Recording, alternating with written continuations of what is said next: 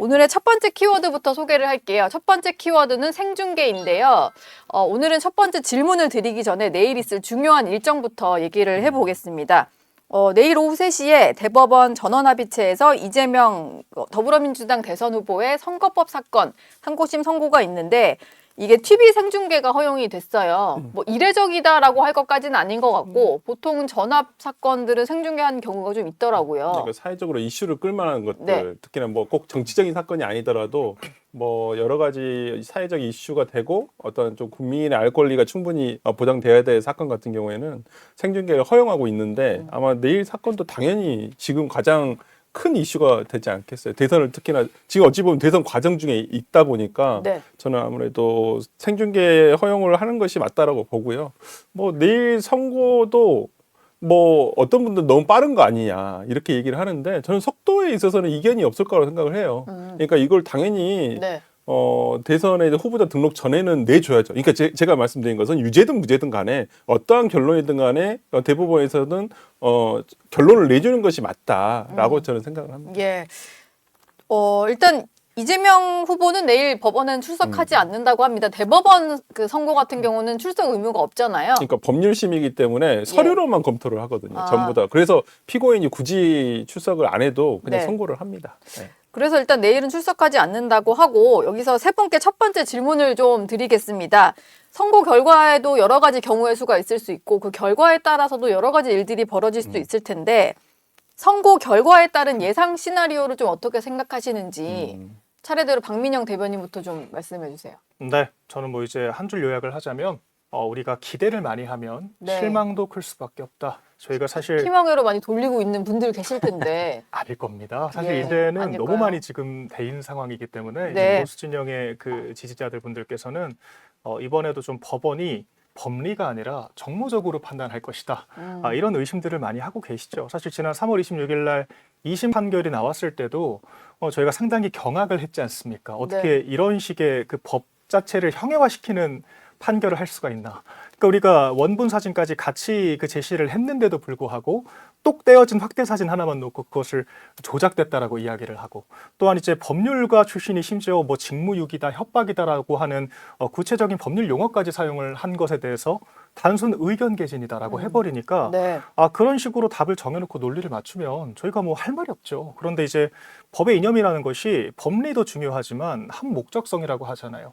국민들이 신뢰를 해야 그 법이 지켜지는 것이고 예. 법이 지켜져야 질서유지 기능을 하는 건데 사법부가 이렇게까지 좀 정치적으로 판결해도 되는 건가? 이제 이런 의구심들이 있었죠. 그래서 저한테 법리적으로 한번 따져보라고 하면 유죄가 안 나는 게 저는 이상하다라고 봐요. 그런데 이미 우리가 2심에서 그렇게까지 이렇게까지 판결을 할 수가 있구나 자기적으로 이걸 이미 확인을 했기 때문에 이제 와서 또 우리가 그 재판관 몇몇 사람들한테 이 선거와 이 대선의 명운을 맡길 것이냐?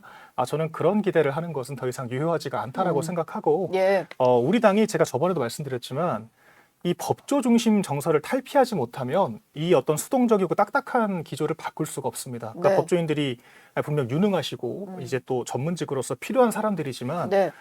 우리가 너무 수동적으로 이제 그 법 자체를 상수로 두고 그 집행 결과만을 추종을 하고 있던 것이 아닌가. 그냥 우리가 그 성향도 우리가 그 사람들도 알 수 없는 재판관 몇 사람한테 이 당과 국가의 명운을 맡기는 것이 얼마나 공허한가. 전 이쯤 되면은 깨달아야 한다라고 생각을 하고요. 네. 저희가 괜히 기대를 품다가 또 실망하고 실기할 것이 아니라 지금부터라도 우리 후보가 가진 유능성과 좀 정책 비전을 보여주는 것이 차라리 바람직하다. 예. 저는 그래서 내일 3시에 그냥 결과 보지도 않을 것 같습니다. 기대가 크면 실망도 크다 이런 말씀이셨고 내심 무죄가 확정될 가능성에 대해서도 생각을 하시는 것 같습니다. 임승호 대변인은 좀 어떻게 전망하세요? 저는 사실 법원 판결에 대해서 시기를 가져가지고 뭐 무죄가 나올 것 같다, 유죄가 나올 것 같다라는 것에 큰 의미를 두지 않고 또 자제하려고 하는 편인데요. 네. 뭐 굳이 예측을 하자면 사실 5월 7일, 8일 정도 선고가 날 거라고 예상을 했는데 네. 5월 1일 정도에 나온다는 것은 뭐 쟁점에 대한 판단이 그렇게 많지 않았던 것 같고 또 신속하게 전원합의부에서 좀 판결이 있었던 것 같아서 아무래도 좀 2심 판결을 그대로 가져갈 것 같다는 것이 좀 더 우세한 것 같아요. 근데 저는 그래서 무죄 판결이 날 것 같고 근데 아무래도 저는 이렇게 생각하는 게 무죄 판결이 나든 파기환송 판결이 유죄 취지의 파기환송 판결이 나든 네. 저는 이재명 대표의 대권 행보에 있어서 그렇게 큰 영향은 없을 것 같다고 오히려 점치고 있습니다. 왜냐하면 예. 이재명 대표가 그간의 어떤 성남지사 선거나 경기도지사 선거나 지난 대선 선거에 있어서도 인격적인 측면에 있어서나 아니면 전과 측면에 있어서 굉장히 많은 비판을 받았거든요. 근데 안타깝게도 이재명 후보는 그러한 공격이 이제 유효하지 않은 후보가 되었습니다. 네. 그렇기 때문에 성남지사 선거를 거치고 경기도지사 선거를 거치면서 그런 부분에 대한 판단은 정치적으로 받았다고 밖에 볼 수 없어요. 유권자들이 이미 판단을 했고 그런 것들이 이재명 대표의 그들이 판단하는 장점이 오히려 더 크다고 판단했기 때문에 선거들을 계속 이겨온 거거든요. 그래서 저는 만약에 파기자판 가능성이 굉장히 낮다고 보기 때문에 파기환송이나 무죄 판결이 나더라도 그것과 무관하게 이재명 대표의 대권 행보에는 큰 영향이 없을 것이다라고 생각을 하고 네. 또 박민현 대변인께서는 뭐 허위사실 공표죄에 대해서 2심 판결이 굉장히 유감스럽다라고 말씀을 하셨지만 저는 사실 2심에 있어서 이재명 대표를 옹호하는 것이 아니라 무죄 가능성도 있다라고 봤습니다. 이게 왜냐하면 허위사실 공표죄라는 것이 판사의 판단에 있어서 어떤 자신의 기억과 인식에 대한 판단이기 때문에 판사의 주관적인 해석에 의해서 1심과 2심이 달라진 거거든요. 그런 측면에 있어서는 뭐 저는 조작이나 이런 것들에 대해서 다소 좀 유하게 판단한 거에 대해서는 조금 의외였지만 뭐 협박이나 조작 이런 것들이 결국에는 주관적인 단어라고 판단을 해서 지금 무죄 판결을 내린 것이기 때문에 뭐 그렇게 놀랄 필요는 없다라고 생각을 하고 또 그래서 대법원에서 무죄 판결이 나오더라도 저는 말씀하신 것처럼 이걸 가지고 또 정치권에서 뭐 사법부가 죽었다 내지는 민주당에서는 또 사법부가 정의로운 판단을 했다 이렇게 할 필요는 없고 이재명 대표가 이미 갖고 있는 전과 사범이라는 것이 어떤 네. 것을 의미하는지 좀 파악을 예. 하셨으면 좋겠습니다. 설주환 변호사 생각은 좀 어떠신가요? 그러니까 뭐 두 분 다 약간 무죄 가능성을 생각하시는 것 그게 같아요. 현실적이죠. 그러니까 저도 마냥 희망과 현실 사이인데 네. 희망은 파기 재판을 하는 게 맞다. 파기 재판을 안 할 요건은 아니에요. 우리 법문에 정해진 파기 재판 요건은 됩니다. 네. 뭐 더 이상 뭐 어떤 사실관계에 있어서 더 심리를 해봐야 될 이런 것도 필요가 없고요. 이미 다 어느 정도 심리가 됐잖아요. 1심에서 2년 2개월 동안 다 했고 2심도 어느 정도 됐기 때문에 근데 예. 어떤 법리적인 해석 결과가 달라진 부분이라서 저는 파기 재판을 할 수도 있겠지만 현실은 저도 두 분하고 비슷해요. 어떤 이 대법원에서 이거 상고 기각을 안 하기가 좀 어렵지 않겠냐라는 네. 생각을 합니다만은 파기 재판을 한다 손 치더라도 그럼 재판을 한다 손 치더라도 100만 원 이상으로 할 것이냐. 그렇죠. 그럼 당장 이번 대선에 못 나오는 건데. 그러니까요. 그러니까 이 부분은 조금 문제가 있고 파기 환송은 뭐 그냥 다시 돌려보내서 고등법원에서 하게 되는데 그런 절차는 굉장히 오래 걸리죠 생각보다. 그렇기 예. 때문에 뭐 이재명 대표가 출마를 하는 데는 전혀 지장이 없다라는 생각이 있어서 예. 그러니까 지금 보수 진영에 계신 분들은 어떤 선거로 이길 생각을 하지 마시고 선거로 이길 생각을 하셔라라는 저는 얘기를 드리고 싶습니다. 지금 근데 박민영 대변인도 얘기가 약간 그런 것 같아요. 네. 자꾸 뭐 희망회로 돌리고 그렇죠. 외부 요인을 기대려고 할 필요 없다 뭐 이런 말씀이셨는데 네. 지금 보수층 내에서도 약간 그런 여론은 있는 것 같아요. 그렇죠. 네. 사실 사법 리스크라는 것이 이재명 후보의 대단한 약점이기는 하지만 네. 또 그게 전부는 아니거든요. 그런데 저희가 좀 지나치게 마치 그게 전부인 것처럼 그리고 그것만 가지고 이 정치적인 단죄를 하는 것이 아니라 사법적인 단죄를 통해서 정치적인 생명을 끊어낼 수 있다라고 믿었던 것이 좀 예. 전 지나친 좀 과잉한 믿음이었다라고 네. 생각을 하는 거고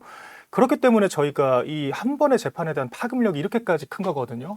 사실 이렇게 충격받을 일도 아니에요. 우리 임승호 대변인 말씀하신 것처럼 이럴 수도 저럴 수도 있는 것이 사법부 판결이고 그렇기 네. 때문에 판결이 달라질 수 있기 때문에 3심제를 저희가 또 하는 거잖아요. 그렇기 때문에 그냥 여러 가지 변수 중에 곁가지로 우리가 생각을 해야 되는데 너무 그것을 본질로 얘기를 했다. 그리고 사실 허위사실 공표죄가 이렇게까지 늦게 거의 뭐 2년 반 넘게 지금 이루어지고 있죠. 재판이. 상당히 유감스러운 부분이지만 이재명 후보의 측근들은 이미 이 백현동 로비스트라든지 대장동 재판 같은 것들 상당히 진척이 됐거나 네. 이미 복역을 하고 있거든요. 이재명 후보가 문제가 있다는 거 다 알고 있습니다. 굳이 사법부의 판결을 확인하지 않더라도. 그래서 저희가 이런 좀 어찌 보면 비본질적인 이슈에 정치의 명운을 맡길 필요가 없다라고 저는 봅니다. 근데 좀 반대로 민주당 입장에서는 내일 무죄가 확정이 될 경우에는 이미 진행 중인 다른 재판도 있음에도 불구하고 뭐 하나가 무죄로 클리어가 되는 거잖아요. 그러면은 마치 사법 리스크를 다 벗은 것처럼 이제 선거 캠페인에 돌입할 것 같다는 생각이 들거든요. 아무래도 이재명 후보와 민주당 측면에서는 그런 점들을 강조하겠죠. 그리고 본인이 이미 가지고 있는 전과에 대해서 만약에 사법부 판결이 내일 무죄가 나온다면 그것을 통해서 이재명 후보는 깨끗한 후보다라는 선거 캠페인을 가져갈 것 같아요. 하지만 제가 누누이 말씀드렸다시피 민주당의 그런 전략도 뭐 잠깐의 어떤 이재명 후보의 반등은 있을 수 있지만 이재명 후보의 약점이라는 것은 결국에는 뭐 전과나 인성 문제도 있지만 저는 가장 큰 것이 정책 문제라고 보거든요. 최근에 네. 어떤 예. 엔비디아 발언이나 뭐 내지는 어떤 웹툰 작가의 간담회에서 가서 다소 무지한 발언을 했던 것 그런 것들을 종합해서 했을 때 이재명 후보 캠프의 전략을 보면 지금 굉장히 좀 저자세로 가고 있습니다. 침묵을 유지하고 있어요. 왜냐하면 이재명 후보가 생중계나 라이브 방송에 나왔을 때 계속해서 실수하는 모습들을 지난 대선에도 보여줬고 또 언론에 대해서도 굉장히 적대적인 측면을 보여주는 것을 지난 선거들에서도 보여줬잖아요. 네. 당선 이후에 예. 뭐 끊어버리라고 한다는 듯이.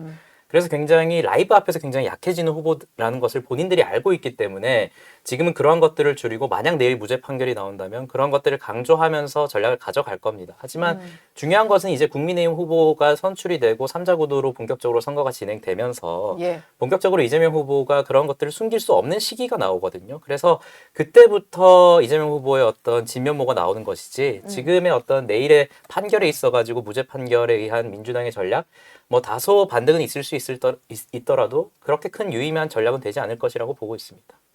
뭐 이게 무죄일 가능성도 염두에 둬야겠지만 만약에 파기환송이 된다면 서울고법에서 다시 이제 판결을 내려야 되잖아요. 네.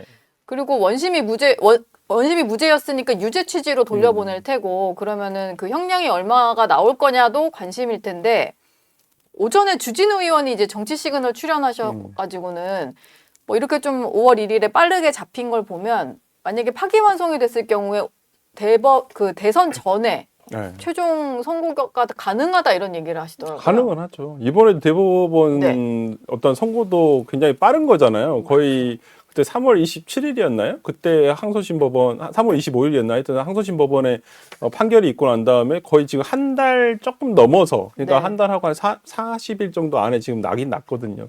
뭐 불가능한 건 없죠. 형량만 정하면 되니까. 뭐 사실심이 뭐 그것도 유죄 취지에 파기환송이 된다고 한다면 형량만 정하면 되는데 이제 형량을 100만 원 이상으로 할 것인지 이하로 할 것인지. 근데 이제 만약에 지금 항소심의 무죄 판결이 틀렸다라고 하면 원심 법원이 1심이 맞았다는 거잖아요. 그러면 1심에서 1년, 징역 1년에 집행유예 2년인데 이걸 벌금으로 바꿀 만한 어떤 사정이 있었는지 네. 이런 것만 판단하면 되긴 해서 뭐 주진우 의원 이론대로라면 그게 말이 틀린 건 아니다. 근데 만약 법원이 그렇게 할 것인가? 그렇죠. 못하지 않을까요? 예, 법은 그렇게는 못할 것 같아요. 자연과학이 아니기 때문에 저희가 언제까지 될 것이다라고 단정할 수도 없고요.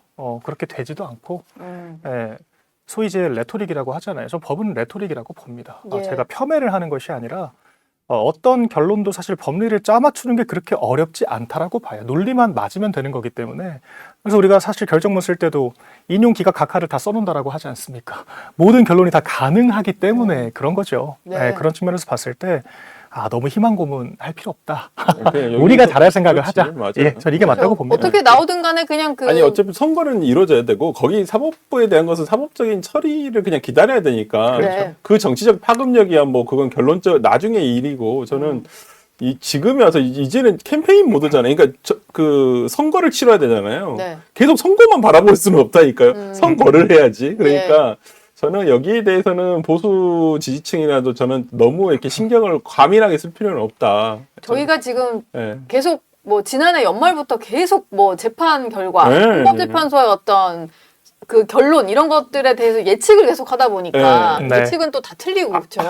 아니 근데 그 지금 아마 보수 유권자들도 내일 선거에 대해서 그렇게 막 기대하고 있지는 않을걸요. 제가 봐도 뭐 그렇게 기대하는 그런 건 없어요. 과거의 어떤 1, 2심 판결에 비해서는 굉장히 좀 차분한 상태이고 오히려 언급조차도 잘 안 되는 경우도 많고 그래서 내일 이게 그렇게 이게 지금 언론사들은 다들 지금 특보를 지금 구성하고 있잖아요. 뭐 그만큼 이제 언론에서는 주목할 만한 사건이긴 한데 네, 뭐 생중계도 한다고 하니까. 네, 뭐 근데 제가 볼 때 일반 시민들은 그렇게 뭐 신경 이게 뉴스거리인가라는 생각도 아마 그리고 있지 않을까 제가 보기엔 네. 작금의 시대 정신이라는 게 사실 저도 윤석열 정권에 있었지만 예.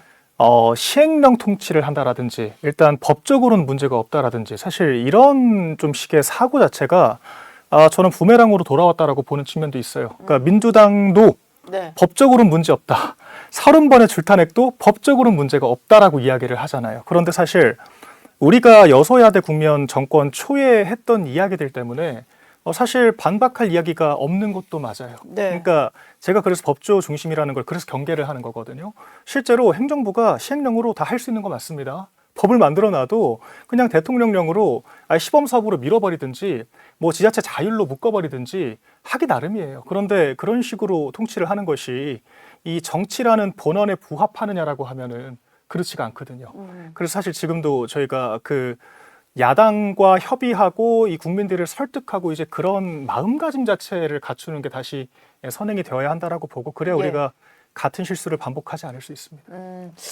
오늘 그 이재명 더불어민주당 대선 후보의 어떤 선대위가 출범을 했는데 일단은 국민의힘은 경선이 진행 중이고요. 개혁신당 같은 경우는 이준석 후보를 일찌감치 확정을 지었잖아요. 오늘 선대위 뜬 거 보고 좀 어떤 생각이셨을지 궁금한데 보니까 뭐 이석연 전 법제처장이랄까 보수 진영의 인사들도 상당히 많이 합류를 했더라고요. 이게 그 일반 시민들이 보기에는 아무리 뭐 이재명 후보가 우클릭한다고 했을 때 그거를 믿으면 안 된다라고 하지만 외연 확장에 꽤 공을 들이는 선대위다 이런 느낌은 좀 들더라고요. 글쎄요. 일반 시민들이 봤을 때 이석연 처장이나 권오글 의원, 권오을 전 의원. 번호를 얼마나 많이 아시는지 예. 저는 사실 권오을 이름도 전, 헷갈려 하실 정도로. 권오을 전 의원이나 뭐 이석연 처장이 선대위에 합류했다고 아 보수가 확장됐구나라고 저는 중도층이 생각할 것 같지는 않아요. 네. 뭐 적어도 지금 출마를 하지 않으시는 뭐 유승민 하지 않으실 것 같은 유승민 전 의원이 합류하다든지 뭐 그 정도면 누가 들어도 모르겠는데 아 저 사람이 갔어 네. 이럴 정도가 돼야 되는데. 그러니까 어느 정도 인지도가 있는 분이 만약에 합류를 했다면 그렇겠지만 이분들에게는 죄송하지만 그렇게까지 파급력을 가질 수 있는 인물이라는 생각은 들지 않고요. 그리고 일반 국민들과 시민들 입장에서는 정치인이라는 것이 결국에는 권력의 흐름에 따라서 흘러 들어가는 것을 너무나도 잘 알고 있습니다. 지난 대선에서도 윤석열 대통령이 어떤 후보와 대통령이 당선 가능성이 높아지니 사실 뭐 민주당 쪽에서 누가 넘어왔다, 민주당 쪽에서 지지 의사를 밝혔다 이런 것들 굉장히 많거든요. 반대로 이재명 당시 후보에 대해서도 뭐 넘어왔다, 다시 뭐 보수를 확장했다 이런 평가들이 있었어요. 그래서 어떤 이러한 인물들 몇 명이 어떤 권력의 덩어리짐의 흐름에 따라서 합류하는 것을 가지고 중도 보수를 확장했다라는 어떤 그런 것들을 보이긴 굉장히 힘들다고 보고 결국에는 중도 보수라는 것을 이재명 후보가 보여주기 위해서는 정책과 아젠다로 보여줘야 됩니다. 근데 정책과 아젠다가 어떻습니까? 지금 기본소득에 대해서는 말을 흐리면서도 전생의 기본권이니 말장난을 하고 있고 뭐 과거 말했던 토지보상법이 아니라 이제 토지에 관련해서 세금을 매기는 것 이런 것들에 대해서도 명확한 입장을 밝히지 않고 굉장히 왔다 갔다 하고 있거든요. 이런 측면에서 봤을 때 일반 국민들의 입장에서는 결국 이재명 후보가 과거 지난 대선에서 가지고 있었던 굉장히 급진적인 그리고 위험한 정책들을 내심에 숨기고 있다는 것을 다 알고 있기 때문에 이렇게 호박에 뭐 줄구어서 수박인 척 하려는 그 모습이 과연 국민들이 많이 겪었고 과연 그런 것들이 얼마나 설득력이 있을지 이런 인사들 몇 명으로는 절대 설득할 수 없다고 생각합니다. 근데 보면 비명계 인사들도 많이 합류를 했는데 박용진 전 의원도 합류를 했고 김부겸 전 총리 이런 분들도 들어갔잖아요. 네. 이건 그냥 대세가 이렇게 형성이 되니까 일단 그러니까 뭐 견제를 내가 할 수 있는 상황은 아니니 일단은 좀 들어가자 견제란 이런 말이 걸까요? 나오는 순간 바로 딱지가 붙을 텐데. 수박인가요? 또 수박딱지 붙으니까. 그렇죠. 그러니까 저는 모르겠습니다. 뭐 확장하는 거와 또 이런 분들이 여러 뭐 명사들이 같이 하는 거에 대해서 뭐라고 하겠습니까만은 저는 약간 그런 생각도 들더라고요. 야, 좀 이제 뭐 유리하다고 생각하니 뭔가 본인이 뭔가 나중에 한 자리를 한번 더 해볼까? 약간 좀 그런 뭐 생각? 아니, 예. 그러니까 선대위원장이 실제 선거에서 뭘 합니까? 근데 하는 거 엄청 없어요. 많아요 인원이. 아니, 그러니까 많은데 이 사람들이 실질적으로 하는 건 없잖아요. 얼굴 마담이 있죠 사실. 그냥 얼굴 상징적인 마담이고 의미죠. 그냥 한번 뉴스거리 한번 나는 것이고 네. 나중에 사진 한번 몇 장 찍는 것이고 그런데 뭐 나중에 또 본인의 또 공과를 논할 때는 또 본인의 공을 또 얘기할 거 아닙니까? 그렇기 때문에 뭐 그렇게 좋아 보이지는 않더라고요.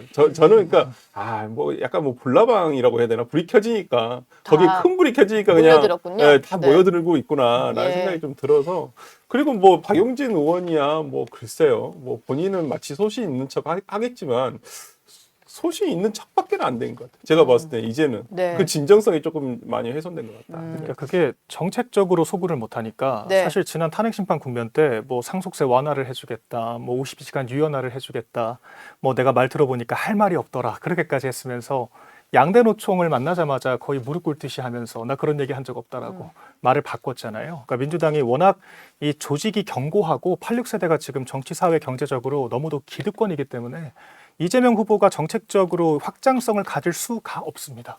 내부 반발 때문에. 그래서 눈 가리고 아웅하는 식으로 그 어떤 뭐 선거 복장에다가 그 빨간색으로 줄 하나 그어놓고 예. 예, 인사들도 사실 그냥 그 명예직 상징적으로 있는 그런 자리에 그냥 포진시키는 그런 정도의 느낌으로 눈 가리고 아웅하는 거죠. 근데 이제 이게 바로 저는 이재명 후보의 한계라고 생각하고 저는 그런 식으로 이합집산 정치하는 거 전혀 효과가 없다라고 생각합니다. 지금 전 진보당이 그 대선 출마를 하는지도 몰랐는데 네. 후보를 냈다라고 하더라고요. 예. 후보를 냈고 네, 김재현 후보. 네, 지금 단일화를 또 민주당과 한다는 거예요. 그러면은 한쪽에서는 이제 보수 진영의 그런 원로들을 데려온다라고 하고 한쪽으로는 국가보안법 폐지하겠다라고 하는 그런 사람들과 단일화를 하겠다라고 하고 이건 용광로가 아니죠. 예, 용광로에서 제대로 이게 녹아들어서 화학적 결합을 해야 되는데 네. 그냥 기계적으로 이합집산을 하는 것에 불과하죠. 그리고 저희 당도 지난 총선을 돌이켜보면 네. 사실 저희 이념 정체성을 오히려 흐트러뜨리고 그러니까 5.18 관련해서 제가 봤을 때는 그게 망원